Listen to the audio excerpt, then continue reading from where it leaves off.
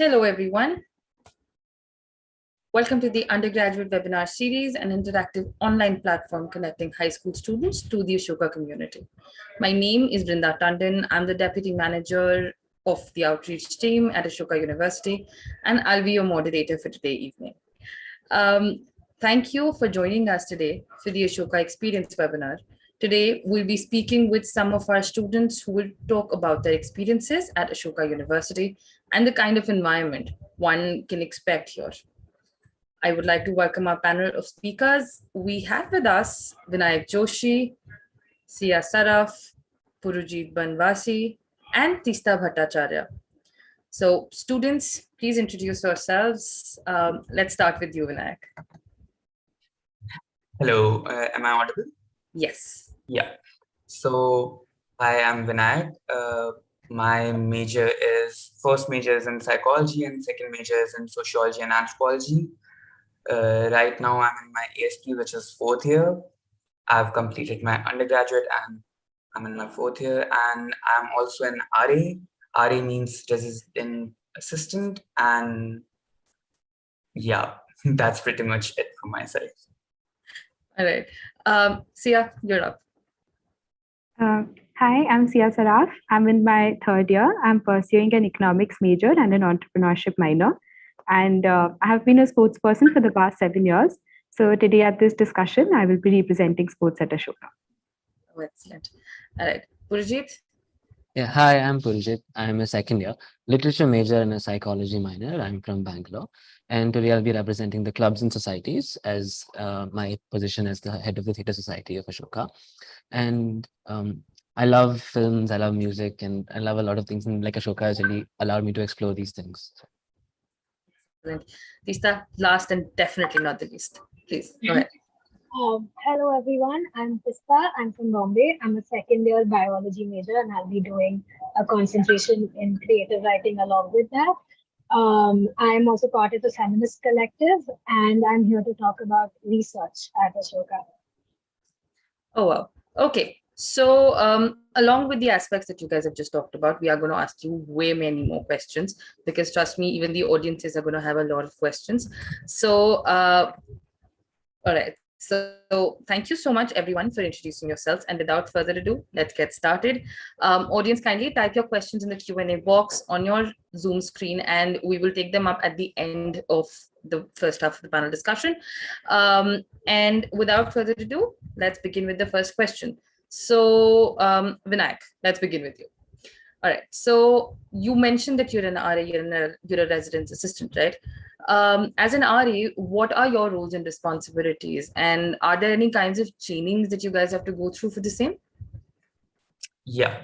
So first of all, RA is, as the name suggests, a resident assistants. We are basically there on each and every floor just to help assist residents. The program comes under the Office of Student Life. We are students in our third and fourth year, so we are students only. And our job is to make dorm rooms and students and floors, students' home away from home. That's what we say. So, and also assist them in both joining and building Ashokan community and culture. We try to make sure that a student feels safe, secure, and even develops a sense of belonging towards the Ashoka community while making sure that everything adheres to Ashokan Res Life policy as well, which is where our responsibilities come in. So our responsibility is to create an inclusive space on our floors, which we do by holding events, holding floor meetings, and being available to all the residents, for which we have office hours, in which residents can talk to us regarding anything from academics to even their social well-being. And also, as I said, we also have to make sure that Res Life policies are followed. For example, like quiet hours, which means that no loud music or noise after a certain designated time, which is for sleep. For the training, we go through an intensive training of 8 days, and at the beginning of each and every semester, where we cover everything from learning how to make build better communities which are more inclusive. We go through training under Office of Learning Support as well, so that we understand the kind of things that we need to know to make sure that every resident is comfortable. And also we go through certain training so that we can handle certain medical emergencies. But that's it. Wow. Well, that's a very, very long list of responsibilities. And knowing you, I know you're doing a good job. All right. So from residence life, let's move a little bit further and let's move to sports. So that was in-house. Now let's talk to Sia a little bit. And Sia, just for, building a base here, you already mentioned that you've been playing sports for the past 7 years. So are there any new sports that you've picked up at Ashoka? And also, do students learn any sports from scratch at Ashoka? I mean, they begin with and then they, sort of join different teams. Does that happen? Yeah, so over the years, we've seen many leaders emerge from the sports field, from many students who've never picked up sports, and to many students who are playing sports that they've never even heard of before.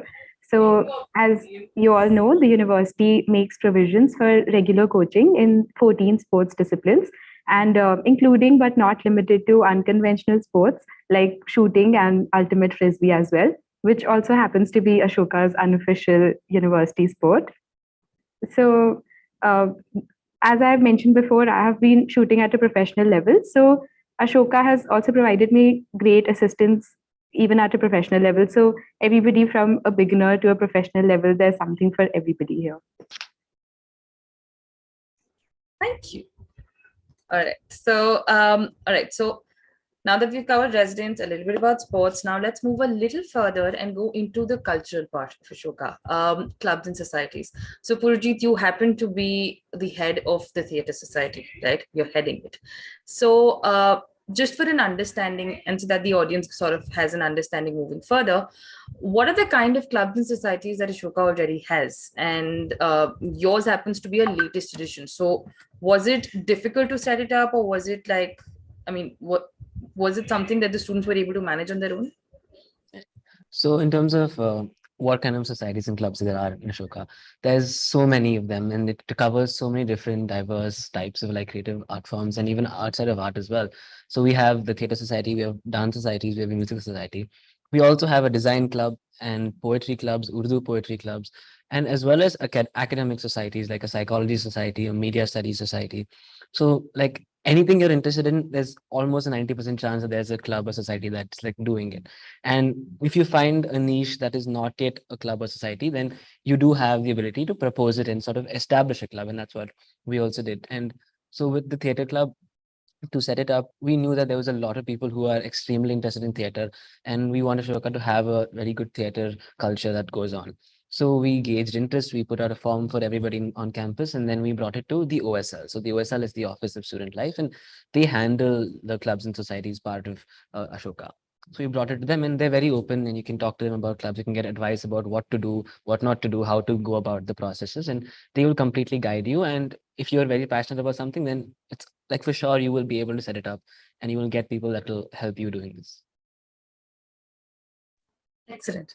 Okay, so 3 aspects we've covered. Now let's come to the 4th one, because academics also happens to be one of the most important parts of a student at Ashoka, because this is one thing that I keep hearing from almost all students, that the study time is actually study time.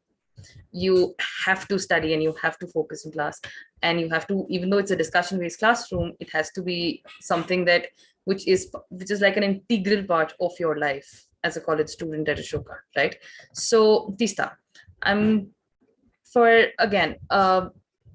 you are somebody that I know is you're part of an ongoing research. So does an Ashoka undergraduate student get an opportunity to conduct research on campus, and what are some parts, some of the researches that you've undertaken, that you've been here for the past 2 years?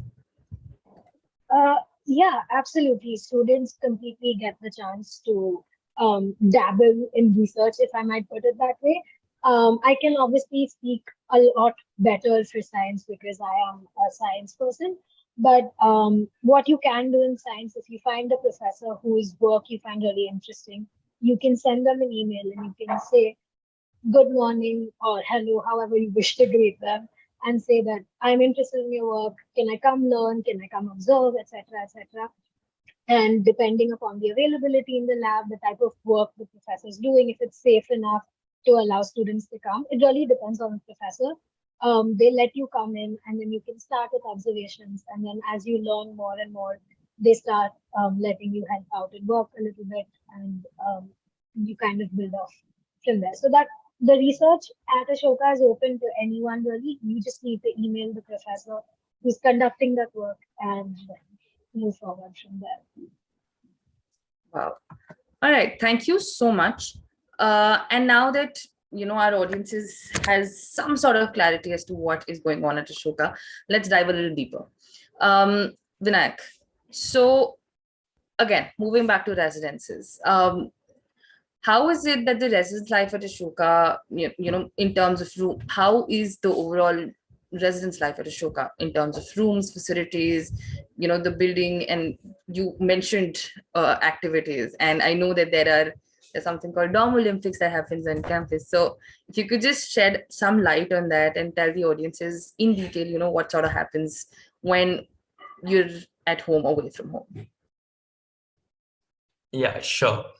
So basically, just an overview of how the rooms are. Rooms are on twin sharing basis, which means you have a roommate, which for me was a really new thing because I've lived usually on my, I had a room of my own back home, and sharing a room with someone sounds scary, very scary, but it actually helps because it's a completely new experience, and in my case it's the starting of a very good friendship. Also, there's a very complicated yet RAs, all the RA team goes through each and every student so that we can find a perfect roommate for you. Not perfect, but as close to perfect.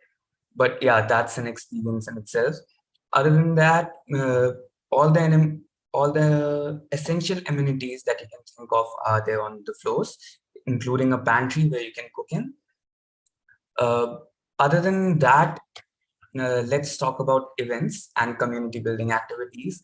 So first of all, each RA, there's a RA for each and every floor, and each RA has to conduct one active and one passive event every month. An active event consists of something that's just all the residents of a floor coming together and doing something. Like for me, I did something for knowing where people are from. So basically, there's a form in which you write, I am from, but not this place. I am from this sound. I am from this food. I am from this family or blessings. And it kind of becomes a poem. And that's what an active event is. There are many other examples as well. And then one passive event. And the passive event consists of anything that goes on for longer than one day, for a week, for a month, in which you build a habit. Like one of my friend RAs, what they did was they adopted a bunch of plants, which you can do in Ashoka, and then they just placed it at different places in the floor, and then they designated responsibilities which were rotating to each and every resident to water them, to nurture them. So that was really good. Other than that, we also have community building activities and events for the whole university, which are Dorm Olympics and the Great Ashokan Weekend. The Great Ashokan Weekend hasn't happened due to pandemic for a really long time, so I don't have enough information to tell you what it is about.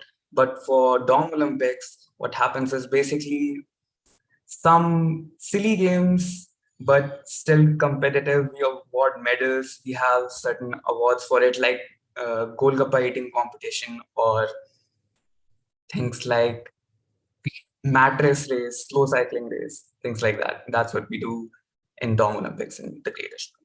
That's it. Nice. You might call them silly games, but I've heard some really good reviews about Dorm Olympics, just so you know. Right? And I know that the first years really enjoy that part of residence life.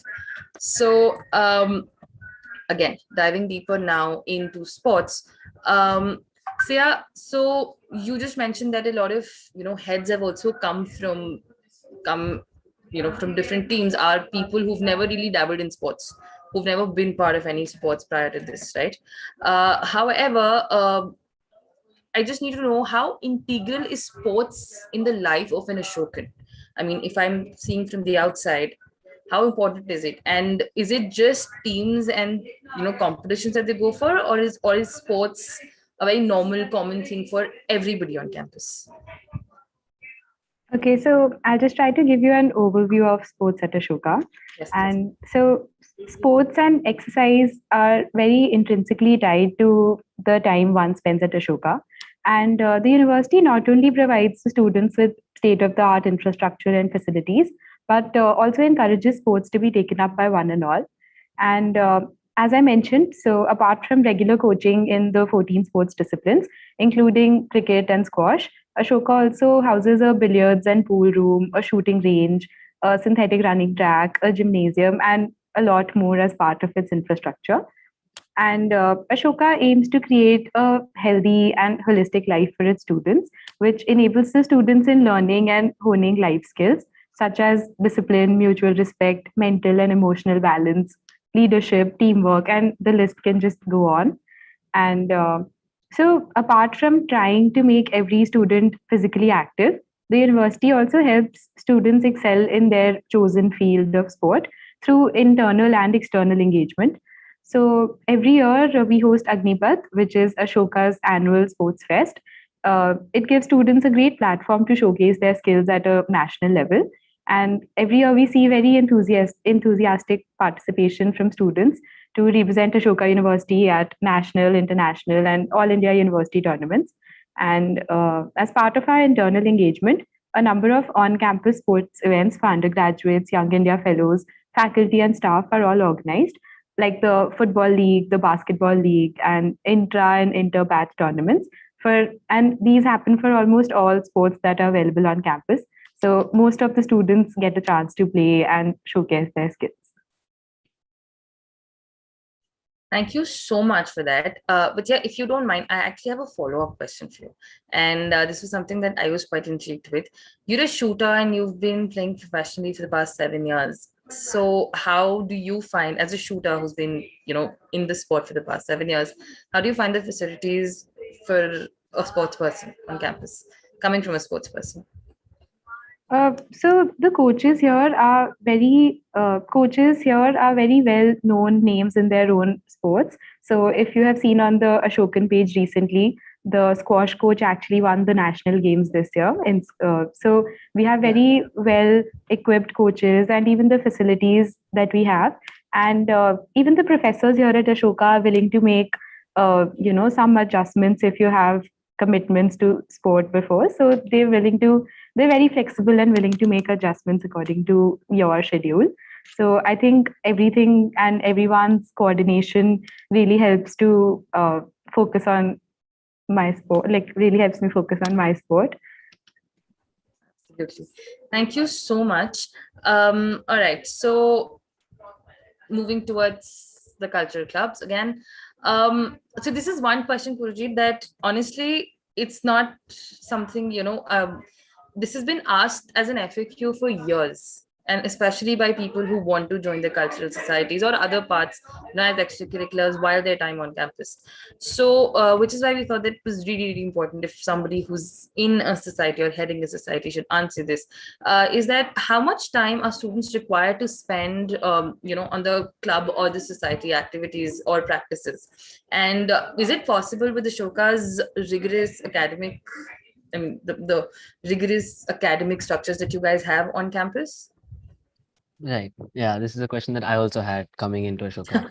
And So it varies from club to club. So obviously a performance club like the theatre society or dance society, they'll have practices when a performance is coming up. Other societies might meet for lesser time, but more frequent when some event is being held or something like that. But obviously the meeting timings and all is a collaborative discussion with all the members in the club. And it's something that we all understand when we go into a club, that we're passionate about this thing and we will be putting our time for these things. Um, so for the theater club especially, we do take a lot of time for the practices, for our meetings, but it's never been something that has been considered work for any of us. It's because we're so passionate about theater, we're so passionate about performing, that whenever we come, we it's like the break from the academic schedule. It's that time we can come and like unwind and do something that we really love, and that we would not be doing. We would just be doing academics if we didn't have this thing that's also there. And we know that we do have academic work, and what we have to do, what we learn eventually, like first semester is the time we adjust, but then eventually you learn how to balance your work and schedule your days in a way that you know that, okay, even though I have this, I can also do theater, I can also do my other clubs, and I will still be able to meet my deadlines and have a good social life. So it's something that you'll get into that rhythm of learning how to schedule your days and like prioritizing things. So this is something that will come with time in Ashoka, and it's a little difficult in the start, but you will eventually for sure start to adjust to life at Ashoka, and by then you will have fun doing everything. Excellent. Thank you so much for that.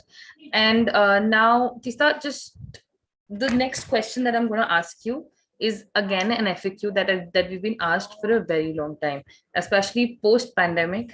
This is something that people really want to know about, and which is why I'm just posing this question to you, because I know that you've been involved in different parts on campus. Although you're in your second year, you've done a lot of work on campus already. So, are there any volunteering or internship opportunities at Ashoka? And can student volunteer during their studies or during their summer break at Ashoka or even outside? What sort of how does the internship environment or cloud just really looks like on campus? Uh, so there are multiple different opportunities a student can get to kind of expand their skills outside of academics. We have an internship cell in Ashoka, and they help students actively get internships, whether that be summer internships, winter internships. I even know people who, if they find the time, they work throughout the semester as well. And you can also, for science, you can also reach out to your professors. And sometimes what I've noticed is that if a professor comes across an opportunity that they think any student might be interested in through whatever channels that have been set up, they will send emails about said programs, and they'll say, oh, if you're interested, you can apply to this. And yes, and we also have different sorts of softwares where you can all enroll, and then all of the different internship processes happen. It's a huge thing that happens at the end of a semester at Ashoka. Everyone is talking about internships. So that is also a really fun thing to be a part of. But yes, you have different avenues for getting internships, and you can do them really whenever you can, depending on your academic schedule and when you can time everything. Excellent. All right. So thank you so much, all four of you. Now we're going to move to so we are actually being bombarded with questions by the audiences right now. And by bombarded, I mean, I'm not kidding. We have a very, very long list. So without further ado, I think I'm just going to begin with the audience questions. And whoever's interested, you can please answer the question. Can you, right. So there is somebody who's directly asking us, can you tell us more about activities, events, and fests at Ashoka? And this is an open question to all four of you. Whoever wants to answer, just raise your hand and I'll take your name and you can answer. Go ahead, Tista.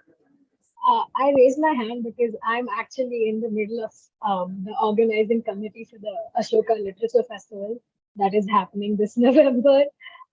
You have multiple festivals. I think this semester there's also a Langap festival that's happening, and you have Banjara that happens usually, but again it hasn't happened for a while because of the pandemic. You have SEO was talking about Agnipath, which also I don't think has happened in a while. And I think every semester there are at least there's one heart per semester. that the student life office puts together, which is a really fun sort of fair that you can come to and participate in as either an individual or a club, society, or whatever. Okay, anybody else who wants to add something to that? Yes, Vinayak, go ahead. On top of that, there's no shortage for activities or events at Ashoka. They are organized on the club level, society level, on official level, like from Office of Student Life, plus on individual levels as well. So yeah, there's no shortage of that. Fests are usually official, but events and activities are organized both by individuals and by clubs and officials. Yeah. Absolutely. Yes, Sia, go ahead.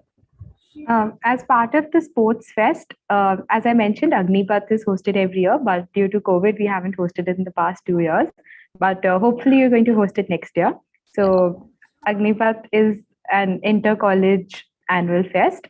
So, apart from that, we have a lot of internal sports events that the sports ministry keeps conducting. So, there's always something happening. Like recently, we just concluded with the batch championship. So, it was an all sports inclusive inter batch championship. And now we're also looking forward to some sports specific events that will happen intra batch and inter batch. So, All right. And along with that, I think there should be a mention of all the multiple lecture series also that you guys keep happening, having department wise. Every single department has at least one lecture series happening in a month. And I know this because we also keep getting emails for the same, and we keep, getting notified that there's something happening on campus. If you want to join in, you can, for the people who are not there on campus at that point of time, can also join in via some other process. Yeah, so those sort of events, the academic events also keep happening on campus. So I think it's safe to say life is never out of campus at any given point of time. All right, so Sia, there's one specific question that has been sent for you. Are there indoor courts for various sports? Yeah, we have indoor courts for squash and badminton. We also have an indoor shooting range, 10-meter shooting range. So apart from that, we have basketball courts. Sorry, basketball courts are not indoors. Like we have 3 basketball courts, but all are outdoors. Okay. Oh, so there is one very interesting question for Vinayak actually. So Vinayak, there is this question which says, what is the process of selecting or electing an RA? And is there any student politics involved in that? Basically, it's different. Student politics is involved in electing of student government, which is a totally different thing. RA's job description comes under, as I told you, Office of Student Life. So it's kind of a part-time job. And basically, we are selected by the Office of Student Life. We are interviewed, we have to write, we have to fill a form and everything. So yeah, that's the process. It's not an elective process. It's a selection process. Excellent. Okay, so Purjit, there is another question, I think, which will come to you, which is, can students start a club in their first year as well? They can join it, but can they start a club in their first year itself? Short answer to that is yes, absolutely. You can start a club in the first year. What you'll need is, of course, you need to start gauging interest, and it'll take time. So naturally, in your first semester, it'll be a little difficult because you'll still be finding out about Ashoka and finding out the policies. But in terms of first year, definitely by second sem, you will know enough about Ashoka to start to propose a club with people. You will have to find people. So you'll probably look for people in the second year, in the third year, who will be able to help you with the way that Ashoka works. And of course, you'll be able to start what you're passionate about, and you can put forth those things into Ashoka as well. Excellent. Okay. Right. Ooh.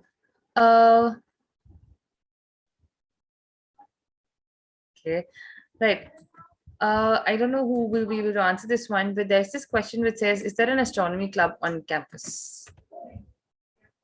Basically, everybody can. Okay, so there is an astronomy club on campus. And in fact, for this particular astronomy club, I have a story because this was started by the physics students at Ashoka. And it was started almost 3 years ago. by our physics batch, who has now graduated in 2021. And those students were really interested in astronomy. They wanted to become astronomers or go for astrophysics.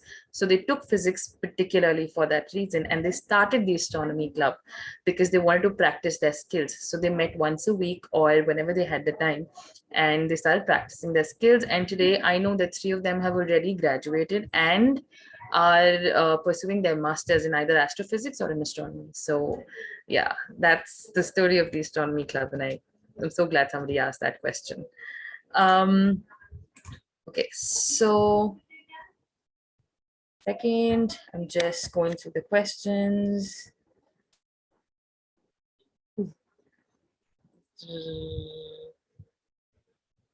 Initiatives at Ashoka. All right, so Sia, there is a question on entrepreneurship related initiatives at Ashoka, but I know that Tista can also maybe take a little bit of that.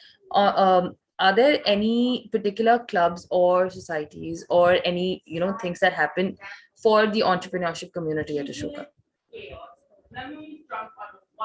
Anyone? Yes. Okay, yes. I wouldn't say I'm 500% sure about this because again, science kid, this thing, but I have a lot of friends who do entrepreneurship because it is actually a really popular kind of discipline that students take. And I think you can develop a project with the Center for Entrepreneurship, if I'm not wrong. And I know that there are entrepreneurship related clubs on campus, but I think that's as far as my knowledge about entrepreneurship at Ashoka would go. Awesome. Okay, so 1 second. All right, I think people have very specific questions for you. So as part of the psychology major, because I think they're moving away from your whole RA part, they want to know about as part of this as part of the psychology major, is there any funded research happening on campus right now? Yeah, I was in the process of writing the answer to this question. So basically, there are numerous projects that are happening right now. Like I am part of one of them, which is mine is basically a combination of Tista's and Sia's work as well, which is we are testing how auditory stimulus influences an athlete's performance. So that is what I am part of right now. But there are many others as well, which cover social psychology, uh, neurobiology, neuroscience, and I think there's one on clinical psychology as well. So there are numerous funded researches happening in Ashoka right now. Nice.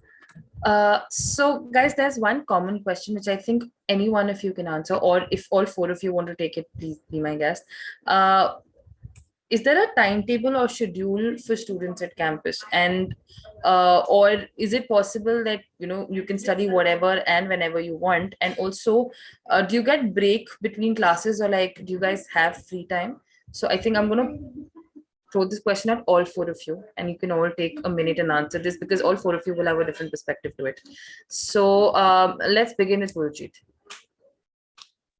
Right. So the beauty of Ashoka is that the timetable is not fixed and it's something that you can make for yourself. So you have a set of courses that you have to take, and you can choose what the slots are, when the timings are, making sure that there's no clashes. And this is all a lot of work, but this is also a lot of control that you have over the courses that you take. And so you can design the timetable based on when you think you might be free, when you think you want to have. So the breaks will be there. You can have classes that with like a good 3-hour break between them, or classes back to back if you prefer to just finish classes earlier and then move on to work later. So you have immense control about choosing how your schedule looks like. And that's something that I really like. And it's made me ensure that I have my work-life balance in check. Nice. So Sia, the same question is coming to you, but I'm just adding one line to it. How does creating your own curriculum, because something that Purjit has already mentioned, how does that sort of helps you mentally? Is it helpful? Is it not? How does it work?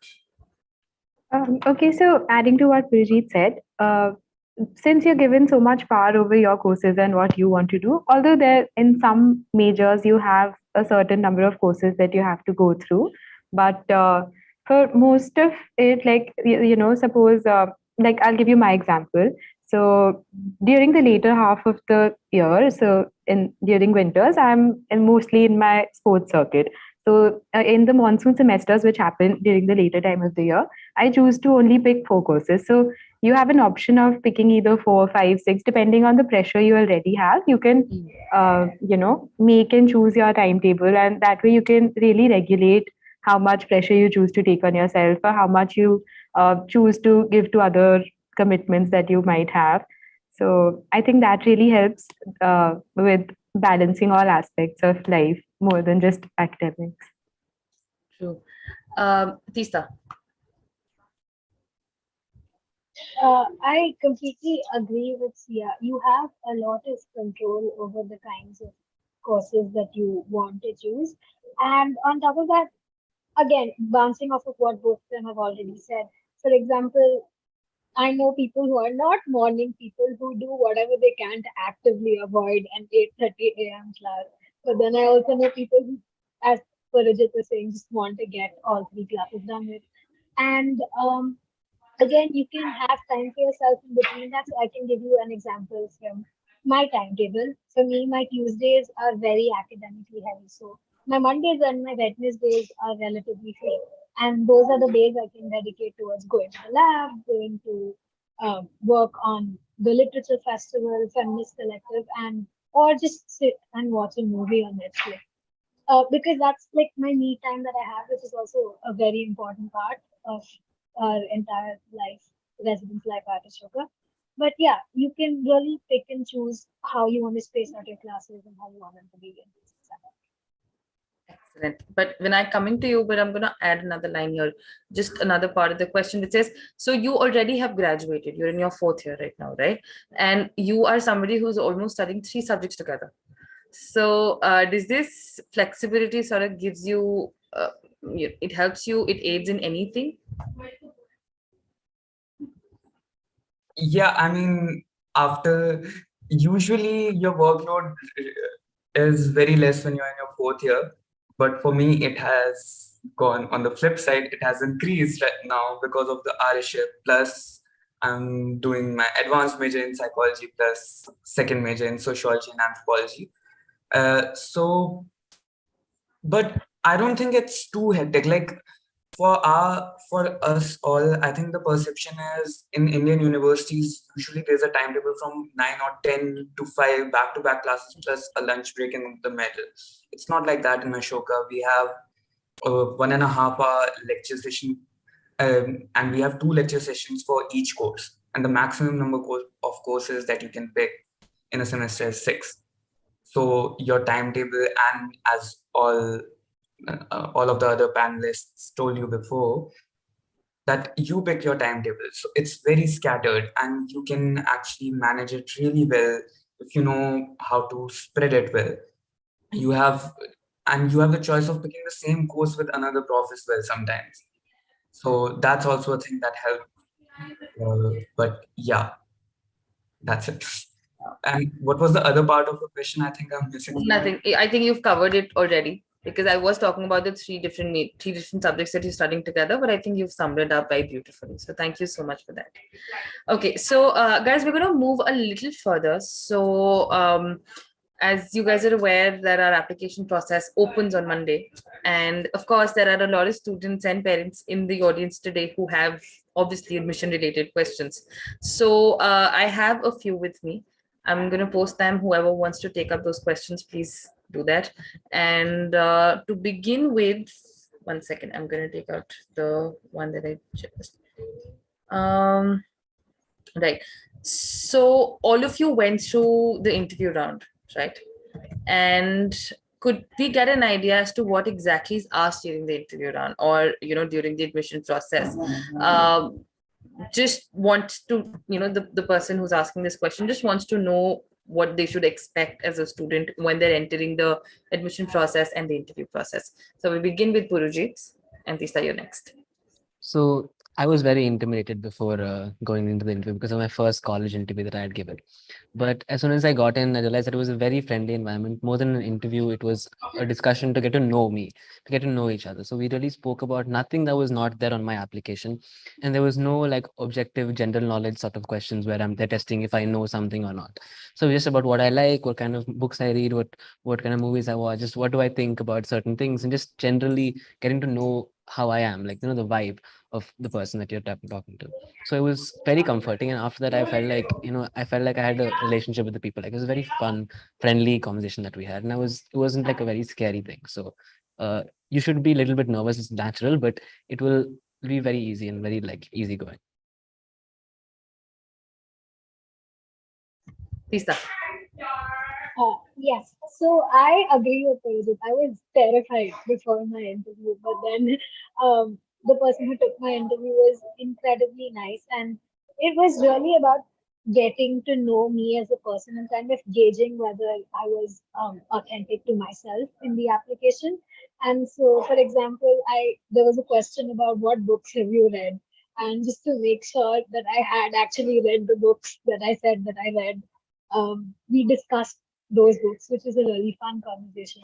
And I think they're also really trying to gauge whether I genuinely was interested in learning and biology, because that is a lot of the part of what they're looking for, is what I'd like to think. Um, so my interview went very along the lines of, as Purjit said, getting to know me as a person, gauging my interests, and seeing if I was um, being authentic to who I was trying to say I was. So I only have one more question, admission related, which I feel is something that I think this particular diverse panel can definitely answer. Uh, how would you all describe your application or admission procedure at Ashoka? Any advice you would want to give an applicant? Sia. So I would say the application process here at Ashoka is very holistic. So they look at your journey from I don't know, from high school onwards, like how you've been, how as a student, as a person, and what you've been contributing to society about for the past um, reasonable number of years. So the essays that you submit really reflect on how you are as a person. Then interview, they really just check what you wrote in your essays, and then yeah. So what I feel is, what advice I could give is to just present who you really are to the interviewers and in your application. Like it should reflect your individuality and the difference that you could make to the society. Very nicely put. Thanks, Sia. Okay, Vinayak. Anything? Yeah. So first of all, again, I think Sia managed to summarize it really well. That be genuine. I think for me, admission process was really different than it is right now. For me, it was basically the same essay, interview, and a aptitude test, but it was just those things. But for you guys, I think it's more structured. Online. Yeah. So now the entire application process, in fact, is online. So from your application to your interview to your assessments, everything happens online. Yeah, but one thing that I remember from my interview was that was my second or third time in Delhi, and it was my first time in Delhi in summers. And I'm from hills, like I'm from Dehradun, and I've lived all my life in hills. So when I came here, it was so hot that the first question that the interviewers asked me was like, "What's going to be the biggest challenge?" And I said, "Heat." So yeah, again, they were really friendly, and I think that turned out well. Wow. Okay. Tista, Purjit, do you want to add something else, or please? I think they pretty much covered it. Just be true to yourself and show that you are putting in an effort. And that is honestly the best advice I could have gotten when I was applying. So then, Oh, sweet. Okay. All right. So I think with that, let's move to the next question, because I think those two questions were being asked constantly again and again. So we thought we should just answer those first. All right. So dorm rooms. All right. All right. So this is one question on dorm rooms actually, and when I think you'd be the best person to answer this. It says, do students get dorm rooms without roommates in year 3 or 4, or how are the rooms allocated, and how do you select a roommate? Okay, so first of all, throughout your Ashokan journey, you will have a roommate. That's given. Unless you're an RA, because we need to hold office hours for which we need individual room, because if you want to talk to a person, then you can't disturb your roommate, right? That's why RAs have individual rooms. Other than that, you will always have a roommate. It doesn't change for third and fourth years. Uh, Rooms are allocated on the first year on the basis of a form that you fill, which is called a roommate, I think, preference, which basically talks about what kind of roommate you're looking for. And then we go through each and every form, which is a very long and arduous process. I can tell you, we have stayed up like for 8 hours just doing that, collecting forms, looking at forms. Okay, this will be a good match, and then that's how your roommates are allocated in first year. Then second year onwards, you can choose your own roommates. So yeah, that's it.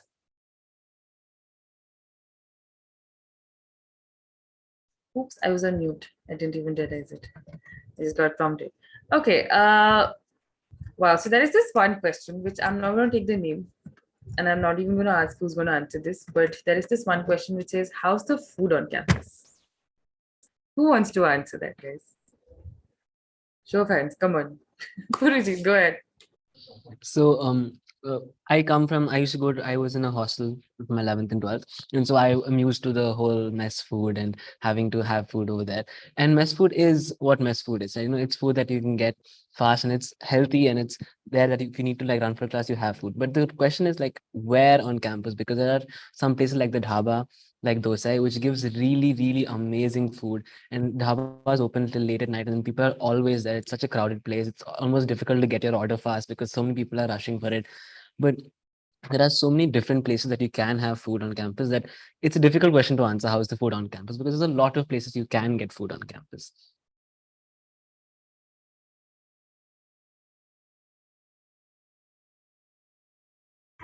Thank you so much. I think you've covered most of it. So now there are two questions which I think I will answer because they are talking about the admission process, but it's the process. So I don't think they're looking for a student perspective there. So just give me 30 seconds and I'll be done. Right. So with respect to the admission process, can a student apply for the next cycle after being rejected from the first one? I'm sorry, but you can only apply once in the entire cycle. So you have to choose your round accordingly. Then there is one question which says, what are the co-curricular certificates that are most essential in that you do in your school life or to get in? So basically, co-curriculars are the way for are a way for us to understand who you are and what have you done outside the classroom. What do you do except academics? And you have a certificate, you don't have a certificate, if you have a certificate, please do submit it to us. If you don't, and if it's an activity that you've done at a personal level, please do let us know about it as well. You don't necessarily need a certificate for everything. That's the one thing, right? And there is one question which I think I missed, I'm sorry, earlier, but Purjit and Tista, you can answer this. What were the benefits of applying in the first or the second round? And I know that both of you did apply early. So who wants to start? Tista, go ahead. I want to preface this by saying that I wanted to apply in the first one, but then I procrastinated and my essay wasn't ready by the end of the first round. So I ended up applying in the second, but I would recommend at least doing it in one of the first 2 rounds. And that's because I think you finish applying by end of November, early November. I don't remember the deadline, but I got my decision by March, if I remember correctly.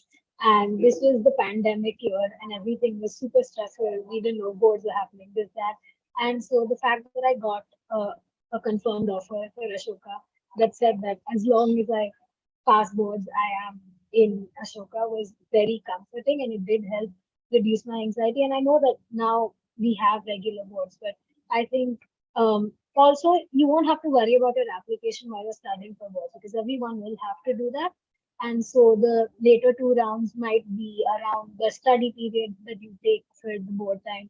So it's better to just get it done with before and then concentrate on boards afterwards. Is my two. Nice. Purjit, you want to add something or? Yeah, I can.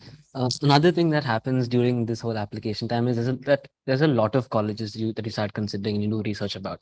And for me, I applied in the first round. I got into the first round, and because of that, Ashoka was the only college that I applied to because I had done my research and I was sure that I wanted to go here.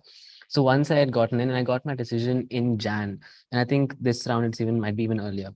But so having known in Jan where I was going to go for the next 4 years, it was extremely easy for me to like go through my last months of like school, and I could enjoy it for school. And all my friends were like worrying about college, and I'm like, hey, I'm done.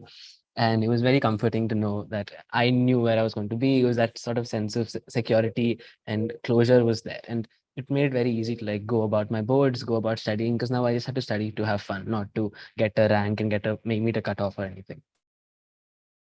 Wow. Right. I think that will really, really help the person who wrote that question. Okay. So going back to cultural questions and sports questions and norm questions, because they are also pouring in. So something to do with sports. Just 1 second. I just saw this. Okay. So Sia, is there a volleyball and a football club for girls at Ashoka? Yeah, we do have a women's football team as well as a women's volleyball team. The women's football team actually right now has gone to participate at IIT Kanpur's fest, so they're very, very active. Okay. And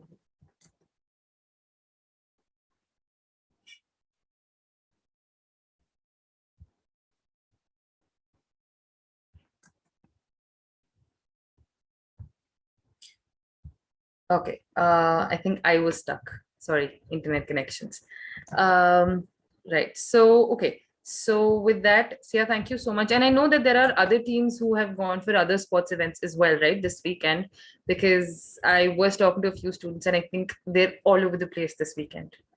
So there are 3 or 4 different events happening. So yeah. Okay. Right. So I think this is a question that Purjit can answer. Is there an application or process for clubs and societies like to get in? What is the process? So at the beginning of every year, we usually have a club fair where each club puts up something. So you get to know about how many clubs are there, what these clubs do, and when they'll be opening inductions. And clubs do open inductions. We all look for first years who are coming in because we know that there's so much talent that Ashoka gets in. Like getting them into clubs will be something that every club wants.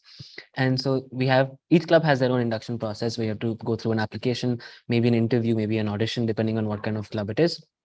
And if you sort of meet that criteria, then you will get in. And most clubs are open to like people who have not had previous experience before, and they want people who are more passionate about a thing than like skilled. So that's a very important distinction. Like we're looking for people who are passionate about things, not just previous experience is not the only thing that people look for in clubs.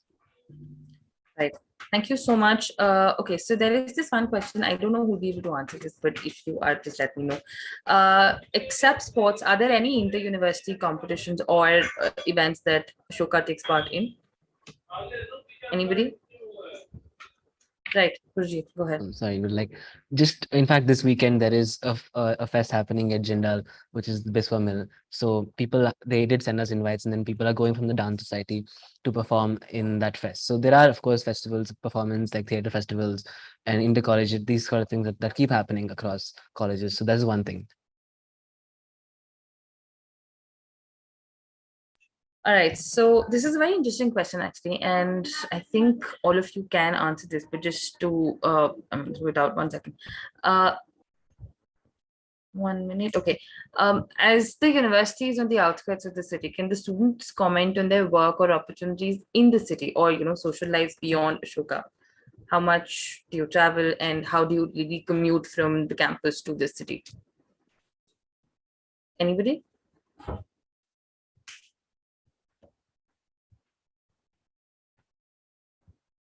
Oops, I think I'm coming in and going out.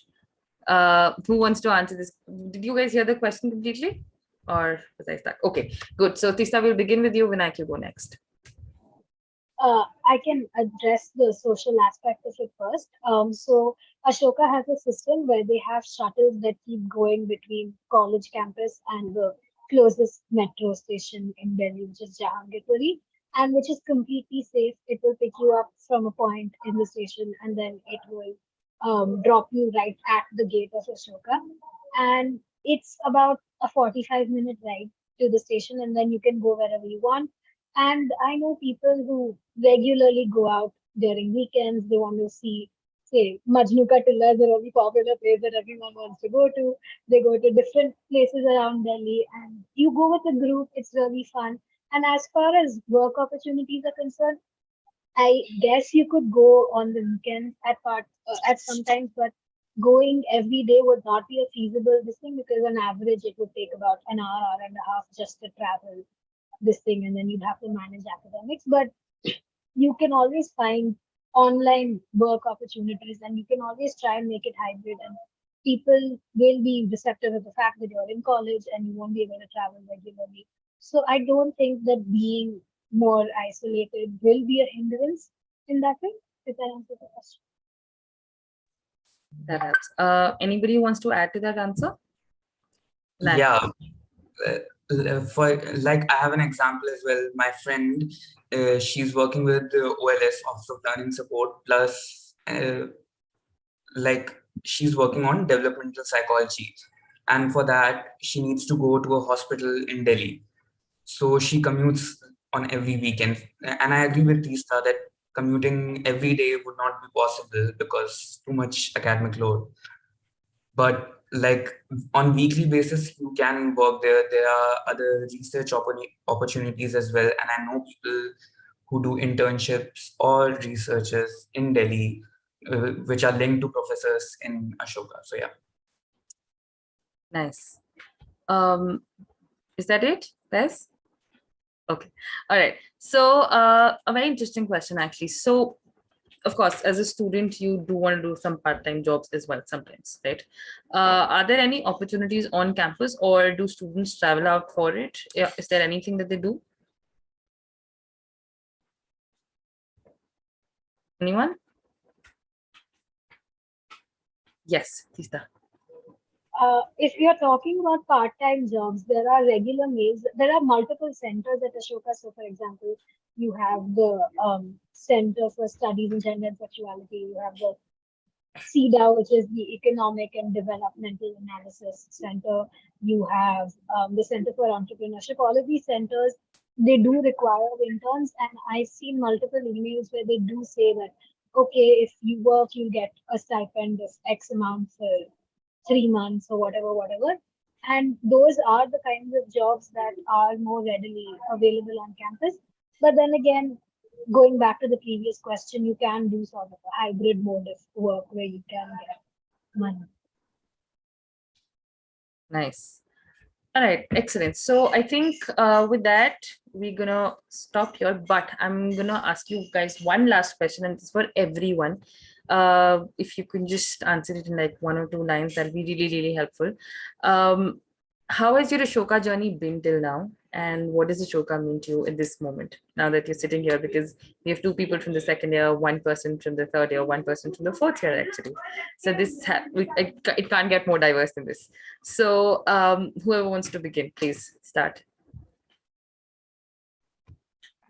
Ashoka now feels like, it took some time to adjust, but Ashoka now feels like a home away from home. It has everything you might possibly need. So there's nothing, you don't even have to step out for anything. You name it and it's there on campus. So I really feel I have everything when I'm here, and I don't need anything outside of this. And Wow, thank you. Who's next? Okay. I'll okay. So when I call yours. Yeah. On top of that, I think it's different than your home. It's different than whatever culture or place that you've been in, because it's a mixture of all the things that you can think of. You discover so much more. You gain new perspectives, that's for sure. But yeah, that's what my Ashokan journey has been. Wow. All right. So I think Tista, you're next. Yes. So I absolutely loved the academics out here, and what I really like about the environment is that everyone really encourages academic thought. You will go to the cafe and you will have someone debating the difference between mortality and fatality, and those are really stimulating conversations. Just something I really love, and also this being the kind of environment it is, you make friends with people who gone through a very similar but unique experience as you have, which is really cool because your friend, my friends have also really helped in making this environment a really amazing place. So yeah, it's been a very transformative experience so far. Nice. Purjit. Yeah, I think Ashoka has become a home, but when you come to Ashoka, it feels like you're moving to another city in itself, like a mini city, where there's just so many people who are so different and so similar, and there's a lot going on, and it can be overwhelming initially, but it's something that you grow into, and you start falling in love with the city, like the same way you start falling in love with Ashoka itself. There are people you know, there are some favorite spots you get in campus, some favorite things to do every weekend, and it just becomes like a new life completely. When you go back home, you start feeling like a different person in your campus. Like it's a whole new world you enter over here. And it's a lot of fun. It's a lot of intense studying. A lot of everything goes on here, but it's like a new life that you have here. Wow. I think that summed up the entire past 1 hour. So thank you so much, dear students, for being here and for actually taking out the time from your very, very busy schedules, because I know you guys are really busy on a daily basis. So thank you so much for being here today. And thank you for sharing your journeys and answering some really interesting questions. Thank you, audience, for joining us today. We hope that this webinar was helpful in knowing more about the the student life at Ashoka University. We would really appreciate if you could please take a minute to share your valuable feedback with us. The link to the same is provided in the chat box. Kindly note that the recording of this particular session will be available on Ashoka's YouTube channel in case you would like to share it with your friends. The next webinar in our undergraduate series is scheduled for Saturday, 22nd October from 11 a.m. to 12:30 p.m. The registration link for the same is also in the chat box. Before we end the session today, I would like to inform our audience that registrations for the undergraduate program starting next year, that is August 2023, are already open. I would encourage students to start early and have access to personalized mentorship from our academic counselors and interact with Ashoka students to learn more about the campus life and receive guidance for Ashoka's holistic admission process.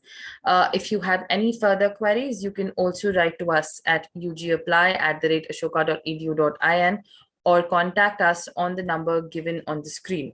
Also, to reiterate, our application process opens for the year 2023 opens on Monday, 17th of October. So please do take out the time and register with us so that you can get notified as soon as the applications go live. Thank you, take care, and have a great weekend, all of you.